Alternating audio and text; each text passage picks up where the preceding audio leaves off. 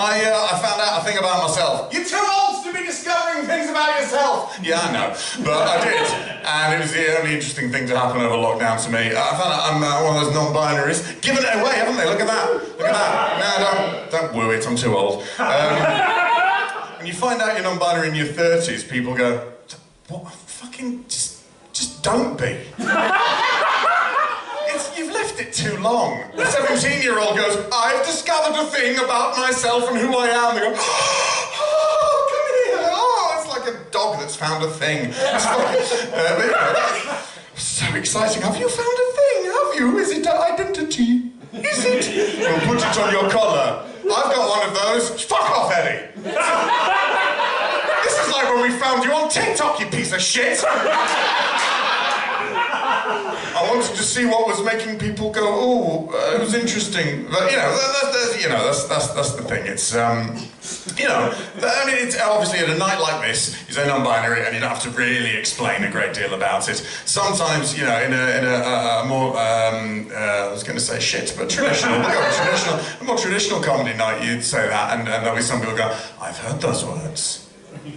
I don't think I can." Can work with that, actually, that's fine, that's not a problem. Some people go, Charlotte, time to be an ally, come on, creep forward, creep forward. They startle easily, just...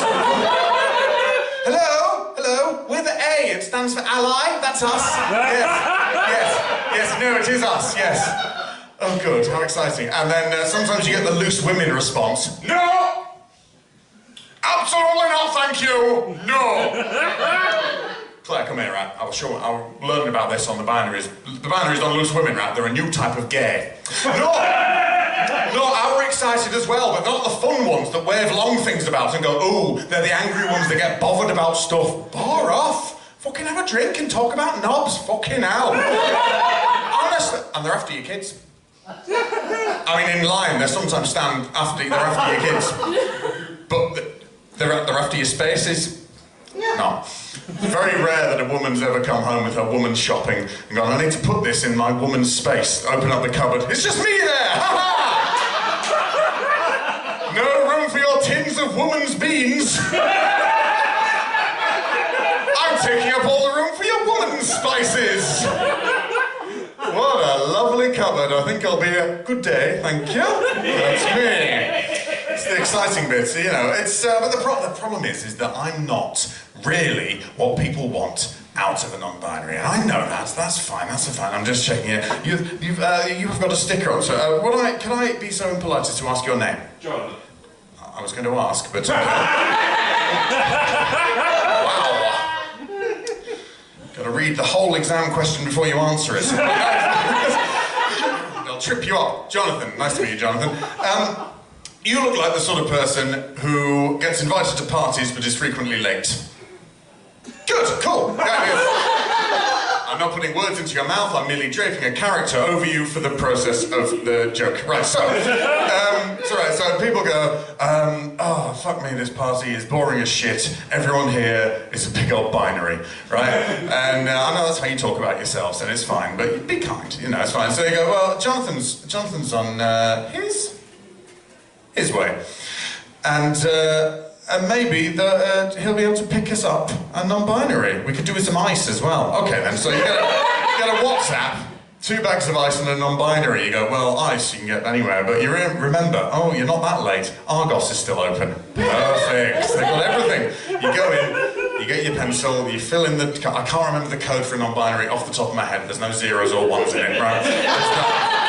No one there. If that had got a bigger laugh, I'd have done my LGBTQIAC++ joke, but apparently none of y'all big enough nerds for that shit right now, so back to Argos, right? So you've done that, right? And you've handed it in, you've paid, and you get a box. Now, the problem with non-binaries is we do tend to settle in transit, so give us a bit of a shake before you open the box, right?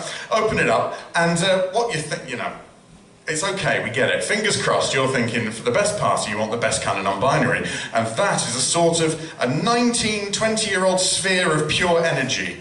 That just sort of comes out and just iridescent, beautiful, glistening, and the voice which starts here and drops down here, never settling, up and down all the way. And you can see it, and it just bounces from surface to surface, leaving glistening pools of light through which you can see the future. It's a beautiful future, Jonathan. We're all there and we're smiling. Just bouncing as they go, their hair drifting from teal through to slightly washed out teal.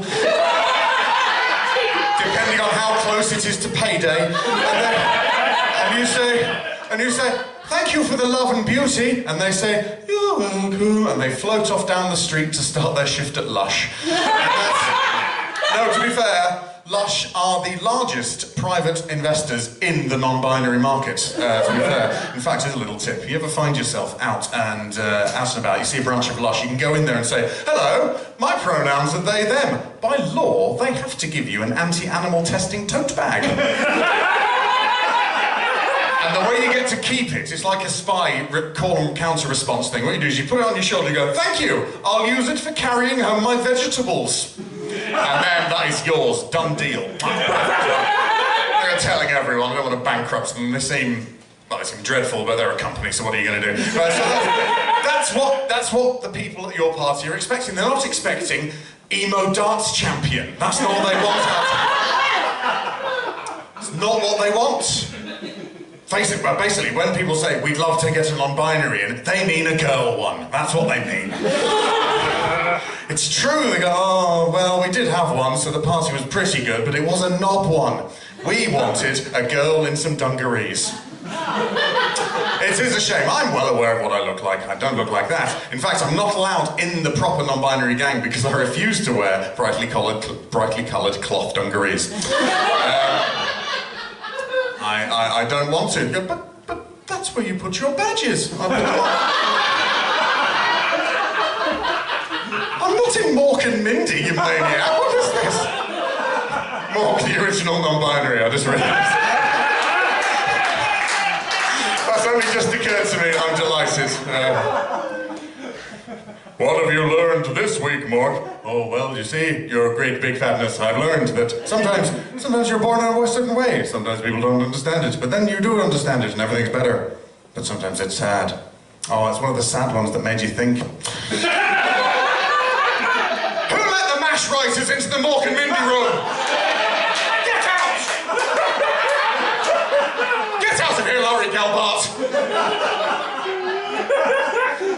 Running off to the Paramount backlot. I got him, Alan. Did you? Yeah. Right. What was I talking about? Right, yes.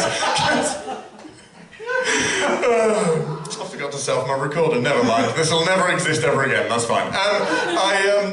Because sometimes, you know, people do go, right, yeah, you say you're non-binary, you're not putting in much effort. Well, they can go fuck themselves because, one, I like... My favourite makeup look is Yesterday's. That's what I like it to look like. In Expert Yesterday's. I've got 2 pencils in my jacket. One is eyeliner, the other's from Screwfix. So I'm pretty fucking non-binary! I sit down when I wee, but I do stand up to shit. So... Which, now I'm thinking about it, might not be a gender issue. However...